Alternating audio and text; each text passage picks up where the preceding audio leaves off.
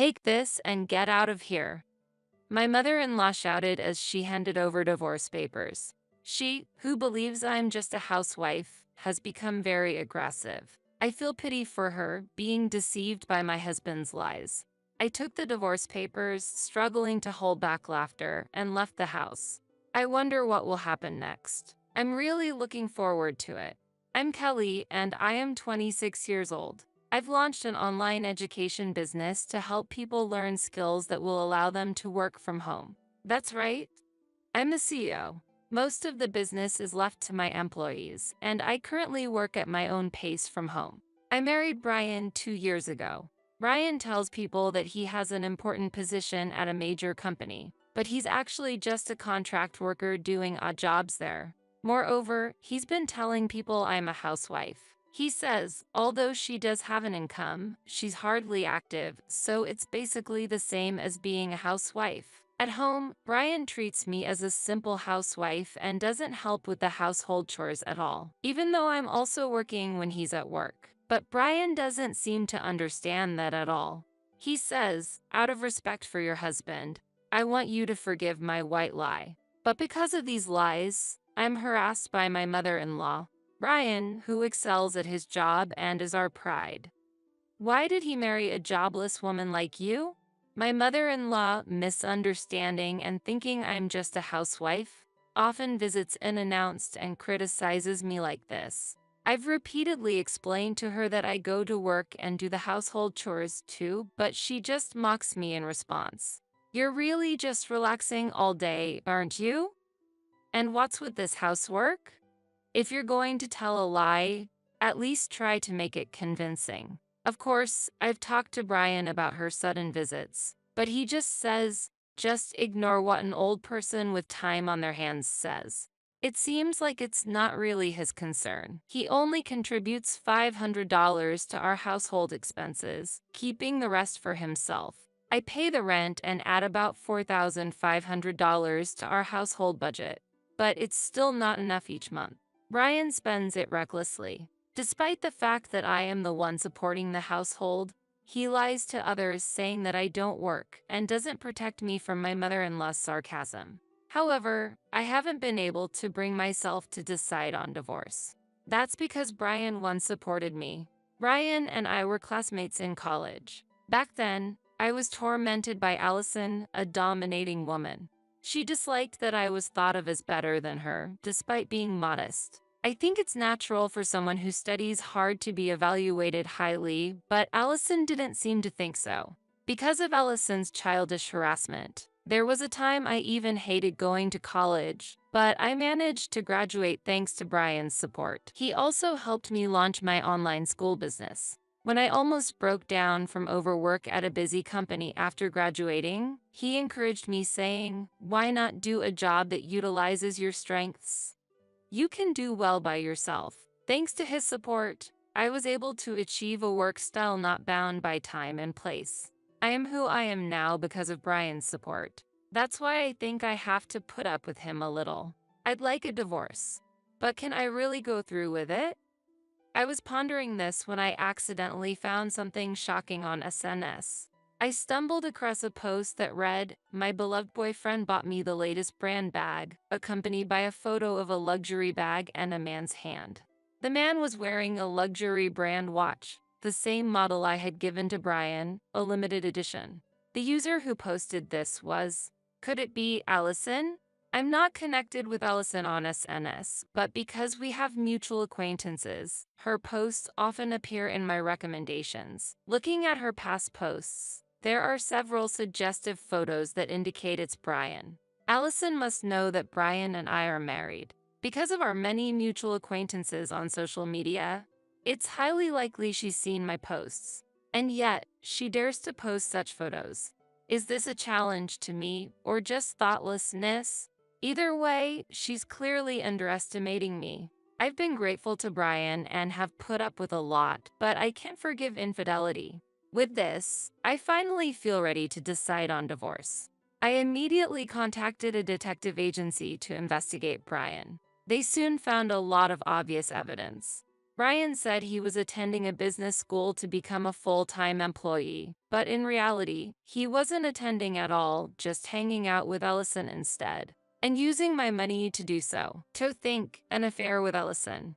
Though somewhat surprised, I felt disappointment rather than anger and a strong sense of relief at the chance for divorce. I secretly signed a lease for a new apartment to live alone and started moving my belongings little by little, preparing for the divorce. When I was almost ready, Brian cheerfully said, "I've been selected to participate in an employee training camp. I'll be gone for a week from next week." I knew the reality was that he was planning a luxurious trip with Allison, and that this was just another lie. I was anticipating what excuse he would use.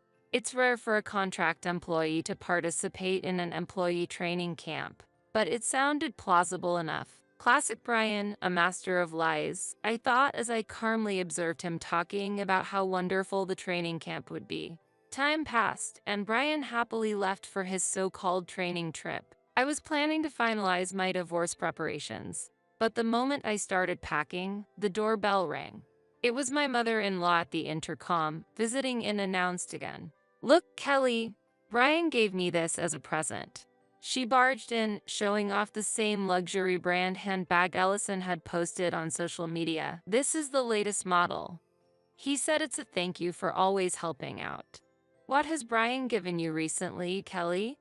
she asked. I had no choice but to reply, "Actually, I haven't received anything." "Of course you haven't. You're living off Brian's earnings without doing anything after all. You don't deserve presents, do you?" she mocked. She joyfully talked about receiving the latest appliances and how Brian had paid for renovations at her house. All with my money. The money I put towards the household expenses was being filtered to my mother-in-law and Allison. However, I mostly manage my income separately, so it's not a big problem. I ignored her words, but she seemed displeased and demanded, "Kelly, are you listening?" I reflexively replied, "What do you mean?" Her face turned red with anger. "How rude of you to ignore me," she yelled, and to my surprise, she took out a set of already completed divorce papers from her bag. "I never liked you. Living comfortably off Brian's earnings without doing anything. What kind of wife are you? Have some shame," she screamed, throwing a pen at me. "You've been living for free as a wife all this time. Sign this and divorce from Brian right now. We can manage economically without you. In fact, it'll be a saving for us," she shouted sarcastically. It seems that she had been urging Brian to divorce me for some time. She probably came today to find a reason to blame me. I didn't expect her to be so prepared with divorce papers, though. "Hurry up and sign this, and then get out," she demanded sternly. I felt sorry for her, being deceived by Brian's lies and about to let go of her cash cow. I signed the divorce papers, holding back laughter, packed my prepared belongings, and said, "Thank you for everything. I'll submit these papers myself." Then, I left the house. She must have thought I would beg her. She just watched me leave calmly, surprised, muttering, "Lucky me, one less trouble in my life." I immediately submitted the divorce papers to City Hall. Humming a tune, I headed straight to the luxury apartment I had prepared, which cost $3 million, a secret from Brian and his mother. Living alone was very comfortable. I no longer needed to take care of Brian or deal with his mother. I could use all my time for myself, and as a result, started a personal business.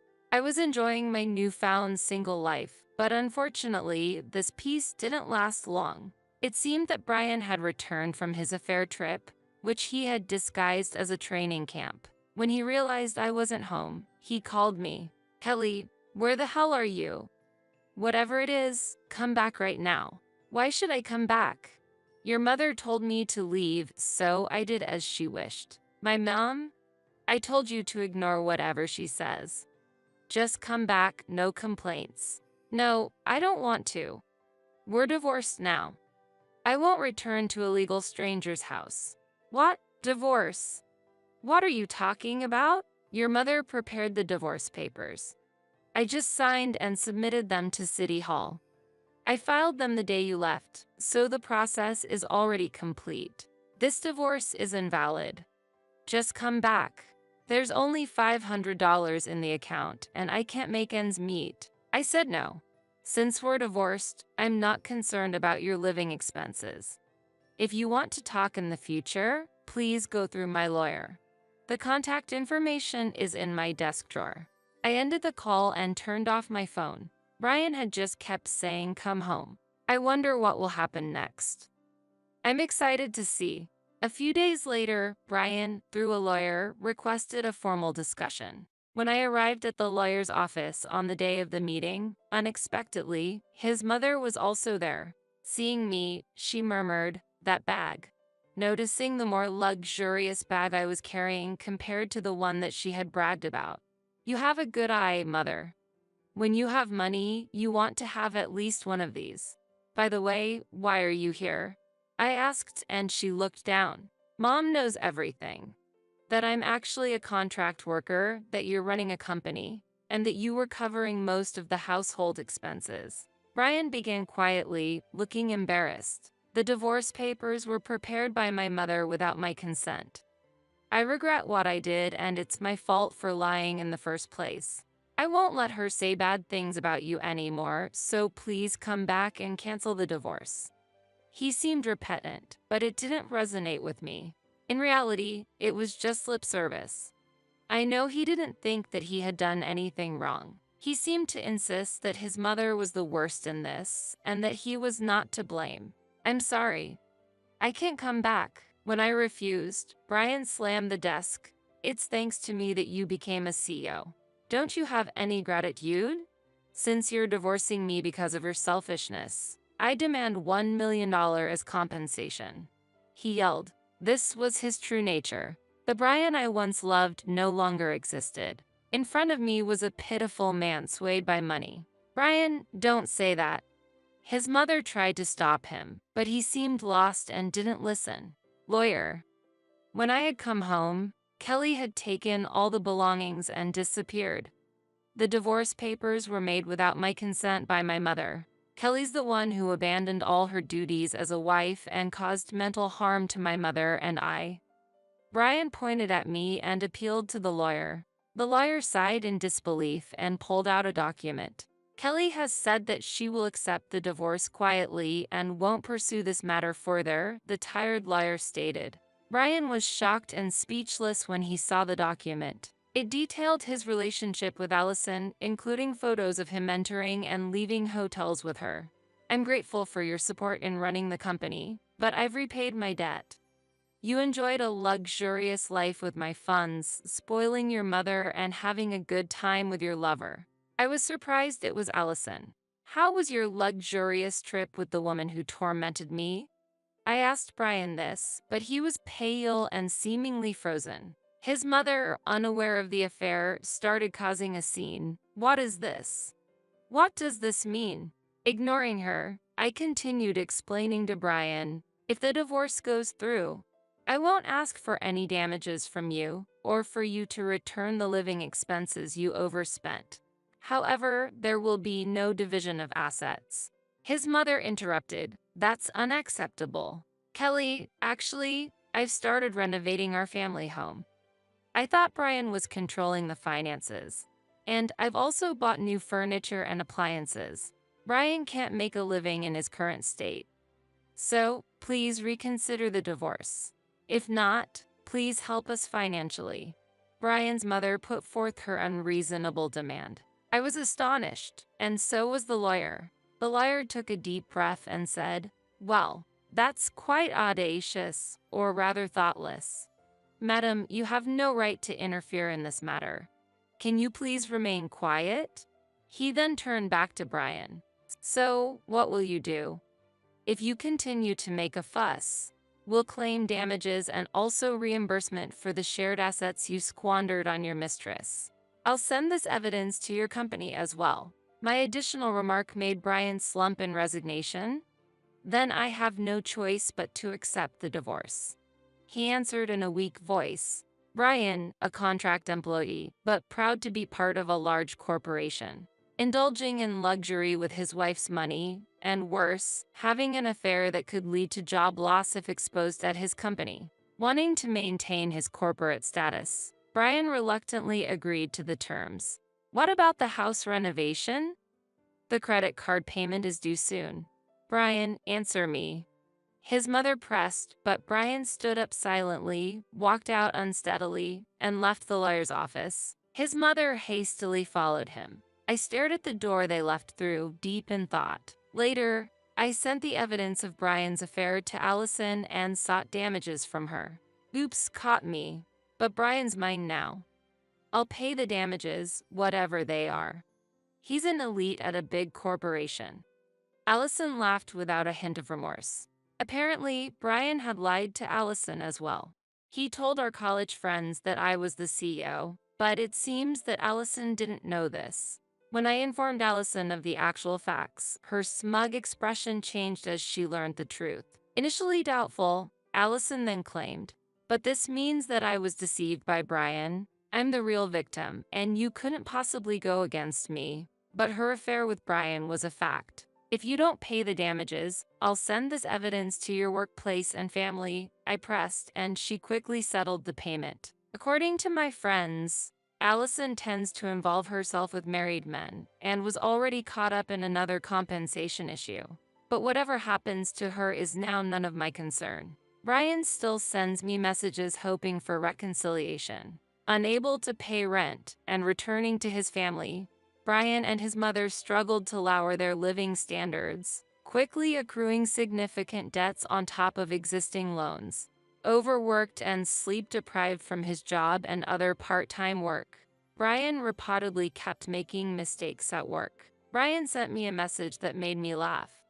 "I've come to understand how much I value you, Kelly. I won't repeat the same mistakes. So let's support each other from now on." I have no memory of receiving any support from Brian after our marriage, so his idea of mutual support is completely mistaken. When I warned through my lawyer that further contact would lead to sending evidence of the affair to his workplace, his messages stopped completely. I'm currently working happily while expanding my business. I have no intention of remarrying for the time being, and I plan to enjoy my single life. This is unbelievable. Did you really just come back for the money? Of course. And it's not unbelievable at all. It's only natural that the beloved grandchild spends money, so it's only right that I be thanked by both grandparents like this.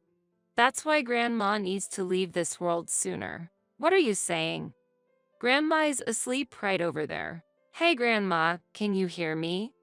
Just go already so I can get the inheritance. How could such heartless words be thrown at the grandmother who raised her? I was disturbed to hear such words that made me doubt her heart. Rewind back 20 years ago. My sister Theresa and I, Nicole, had no parents. Apparently they died in an unexpected accident, shortly after I was born. So I only know my parents' faces from photographs. The ones who took us in after we became orphans were our grandparents, my mother's parents. They showered us with unconditional love, but Theresa disliked being raised by them. When she went to junior high, she became so rebellious and was out of control to the point where our grandparents frequently had to apologize for her. She even found that annoying and told our grandparents in no uncertain terms to never show their faces at school events again. Eventually, right about the time that Theresa graduated from university, she took money from grandfather without a word of thanks and left home. I decided to repay our grandparents, including my selfish sister's portion, and continued to live with them even after graduating from university. I planned to take care of our grandparents in the future, so I looked for a job locally and found employment. Since Theresa left, several years have gone by. With the troublesome Theresa gone, my grandparents and I were living peacefully. But suddenly, that happiness crumbled. It was discovered that Grandma had cancer, and we were told that she wouldn't live much longer. I was faced with the reality that Grandma's time was near, and I couldn't help but cry. Grandma comforted me gently. "Nicole, you're so kind. I'm moved by your tears, but I've lived long enough." Grandma always treated my sister and I kinder than anyone else. Encouraged by her words, I was determined to take care of her properly until the last moment. Feeling that Theresa should know, I emailed her about Grandma's cancer. Theresa, who usually never replied to our messages, would surely contact us if she knew about Grandma's condition, or at least I hoped. But that hope was in vain.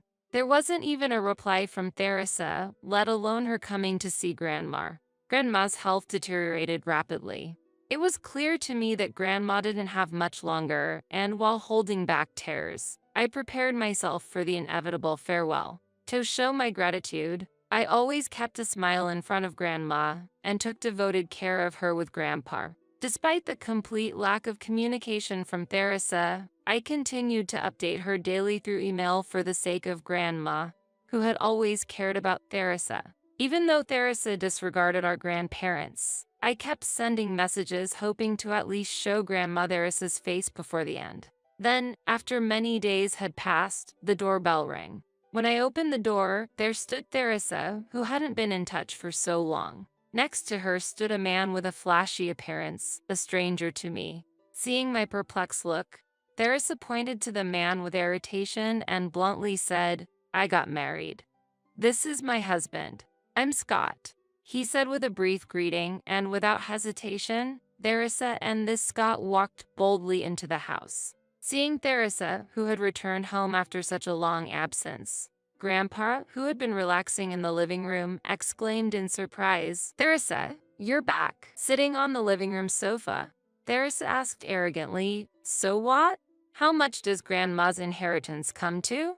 I was so surprised that I couldn't help but speak up. I thought Theresa came to see Grandma, but she seemed to be only interested in the money. "So, how much is it exactly?"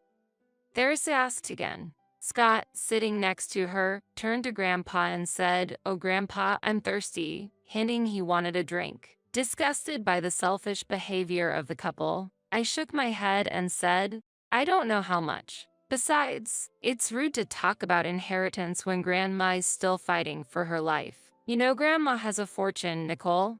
If we don't get it sorted while she's alive, we won't get anything, will we?" True. Grandma came from a distinguished family, and her estate had accumulated considerable wealth. That wealth was built because Grandma's father, my great-grandfather, ran a company. Grandma had siblings, and though she never took over the family business, she seemed to have learned about management from her father since she was young. Therefore, after marrying Grandpa, it seems they started a business in Grandma's name and built a fortune worth millions. Theresa and Scott were after that business worth a fortune. This is unbelievable. Did you really just come back for the money? Of course. And it's not unbelievable at all. It's only natural that the beloved grandchild spends money, so it's only right that I be thanked by both grandparents like this. Plus, I'm pregnant. If Grandma leaves this world soon, we can inherit the fortune, and it will even go to her great-grandchild. It's obvious she would be happy about that. What are you saying? Grandma is asleep right over there. The room next to the living room, once Grandpa's workspace, had been converted into a care room for Grandma, who had difficulty moving daily, and our voices were surely reaching her. I explained to Theresa and said, "Don't talk about the money anymore," but she laughed maliciously and shouted even louder, "Hey Grandma, can you hear me? Just go already so I can get the inheritance." That was the last straw for me. "Get out," I yelled as I grabbed Theresa and Scott's arms and dragged them to the door. In my anger, I mustered all my strength and threw both Theresa and Scott, who showed little resistance, out of the house. "Never set foot in this house again. You're being selfish." "I came because you told me to," Theresa mocked. Steam seemed to pour from my head as I shouted back, "If you're going to say such horrible things to Grandma and Grandpa, I wish you had never come. You forget your gratitude and say such cruel words, despite being raised by them so kindly. You're the worst." After slamming the door shut, I bawled in frustration. Grandpa, who had brought juice at Scott's request, noticed me crying at the door. "Are you okay?" When I told Grandpa about Theresa and Scott's actions, he seemed to consider something quietly, then smiled kindly and said, "Don't worry. Grandpa will take care of it," and handed me the juice he was carrying.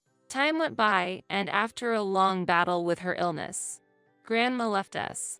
The peacefully sleeping Grandma seemed finally free from the pain of cancer, which eased my feelings a bit. I felt relieved to see Grandma, as if she were sleeping with a peaceful look on her face, finally free from the pain of cancer. I spoke to Grandma's serene face. "You did well, Grandma.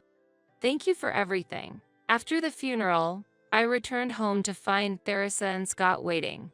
I had informed them of Grandma's death by email, but they had not shown up at the funeral. When I asked Theresa why they came now, she predictably replied, "It's for the money, of course." We needed to discuss the matter of Grandma's will, so we went into the house and started talking about the inheritance. I was hesitant to talk about the inheritance so soon after Grandma's death, but it seemed Theresa and Scott were eager to get the money as quickly as possible. Theresa pulled out a document from the envelope she brought with a pleased look on her face. "Look at this. It's Grandma's will." "What?" I couldn't help but let out a sound of surprise. But there it was, a will undoubtedly written in Grandma's handwriting. What's more, the content was unbelievable, stating that all the inheritance, including the company, was to be left to Theresa. That was impossible to believe. On the day Theresa visited, Grandma had heard Theresa's cold words and cried in her room. It seems Theresa sees me only as a source of money. Even though Grandma had said such in a sad tone, the will was leaving all her assets to Theresa. I trembled as I muttered, "What is this? Some kind of joke?" To which Scott chuckled. "Based on your surprised face, I guess you were after the inheritance too, weren't you?" You really make me laugh. I don't care about the inheritance. I just can't believe that this will was actually written by Grandma. As I looked at the will with disbelief, Scott mocked, "Don't act like such a goody two-shoes," and Theresa said sarcastically, "She's always been like this. Last time, we were kicked out, but now this house, Grandma's company, and the rest of her assets will be mine, so it's your turn to leave. Grandpa can't stay here either, so take him with you and go." Theresa said this while grabbing my arm and pulled me towards the door. I was overwhelmed by the anger I felt towards Theresa and Scott. Despite Grandma looking lonely at the time, Theresa didn't even show her face. Then she showed up wishing for Grandma to pass away quickly, and now she was about to take all the inheritance. I felt ready to explode. "Stop it!" I cried out, and just then the doorbell rang. Surprised, Theresa loosened her grip on me and I pushed her hand away, looking towards the door. There, I could see a shadow through the frosted glass. When I opened the door, I found Mr. Harrington, the lawyer. Mr. Harrington had visited our house many times before for consultations related to our grandparents' company. "Sorry I'm late," Mr. Harrington greeted, and Grandpa, who had been preparing coffee, welcomed him. We've been waiting." "Okay, let's discuss the will," Grandpa began, but Theresa cut in, showing the will that she had brought. "As it's written here, I've acquired everything, including the company and Grandma's wealth. So actually, the will is already settled. The money has already been deposited in the bank, and I've even withdrawn it," Theresa said confidently. However, Grandpa remained calm and said with a gentle smile, "There's still more to discuss. Theresa, you no longer have the right to inherit the estate." "What?" Theresa looked confused, and frankly, I was also struggling to keep up with the situation. That's when Mr. Harrington inserted a USB memory stick into his laptop and placed it on the shoe cabinet near the front door. A voice recording of Grandma, Theresa, and Scott began to play from the PC. "Come on, hurry up and write the will, Grandma. Write that you will leave all your assets to us. Otherwise, things will get complicated." Understood. As we listened to the recording, it was easy to imagine Theresa and Scott pressuring Grandma to create the will. After stopping the recording, Mr. Harrington explained, "A will made under duress is invalid according to the Civil Code. Therefore, this will has no legal power." Mr. Harrington said this, pointing to the will Theresa was holding. "When did you set this up?" Unable to hide my surprise, Grandpa explained the situation to me. While I was out, Theresa and Scott had come to the house and coerced Grandma into writing this will. I was the one who set up the voice recorder. Grandpa said with a calm smile. Theresa started to panic and muttered, "But Grandma had me sign the documents too," to which Grandpa replied by chuckling. "Theresa, you really don't understand anything, do you? Did you read the fine print? What you signed was a credit card loan application. Grandma was shocked that you signed it so easily." "What? So the $20,000 I withdrew from the bank is?" "Yes, a debt," Grandpa replied calmly, and Theresa hurriedly took out her mobile phone to check her account. "I can't believe it. My account is in the negative." As she checked her account online, Theresa muttered to herself and began to look pale. Scott was no different. "What do you mean, my Ness? What are we going to do? I thought we were going to get the inheritance. So I've already taken out loans for the house and car." "This isn't a joke." Scott raised his voice. "Calm down, Scott. Mr. Harrington, as I am Grandma's granddaughter. Even if the inheritance is less than we thought, I will still receive some, right?" Theresa pleaded desperately. To this, Mr. Harrington replied, "I came here to convey just that." And he took out a will from a white envelope. "This is a legitimate will based on a notarized document. It's valid, so I will read the contents." He said this as he took the will out from the envelope. Theresa and Scott both put their hands together as if in prayer. However, the will did not mention Theresa's name at all. The company was to be inherited by Grandpa, and the remaining assets were to be shared between Grandpa and myself. Theresa cried out desperately, "Why? Can't we do something about this?" But Mr. Harrington replied coolly, "Nothing can be done. Legally, Theresa, as an heir, had the right to claim the inheritance, but she lost that right by threatening Grandma." To Theresa's question, "Can't we do something about this?" Grandpa smiled dryly and said, "No, there's nothing that can be done. You senile old man." Theresa spat before storming out of the house alone. Scott, who had been left behind, hurried after her, calling, "Wait for me," but he was a pitiable sight. Later, I heard that Theresa and Scott had a child, but because of the debt they accumulated, they were unable to take enough parental leave and had to return to work without a break. It seems they had expected to receive a substantial inheritance before Grandma's death and had indulged in luxuries, even going into debt. However, as a result, they were forced to sell their expensive house and luxury car they had bought on loans, and all that remained was a massive debt and the brutal task of repaying it.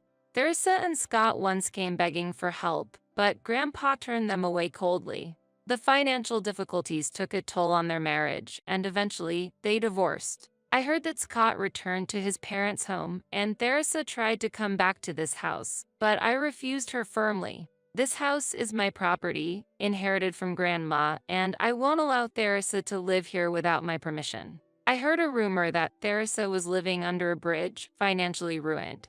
But the truth is that her current situation is uncertain. She repeatedly requested my help, but because I couldn't really afford to support her, I continued to tell her it's impossible. In truth, the inheritance I received from Grandma had already been donated to a children's home.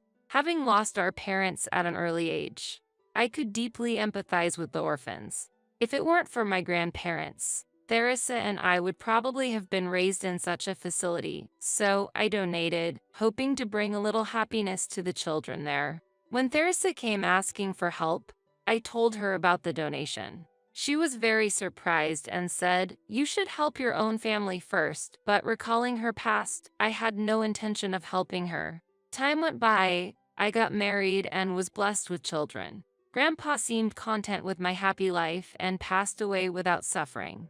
Losing Grandpa felt like a hole had opened in my heart, but with the support of my loving husband, I was able to face the world again. Now, I continue my grandparents' legacy, working as a company president and struggling with parenting. I hope to live in a way that would make my grandparents proud, watching over me from heaven.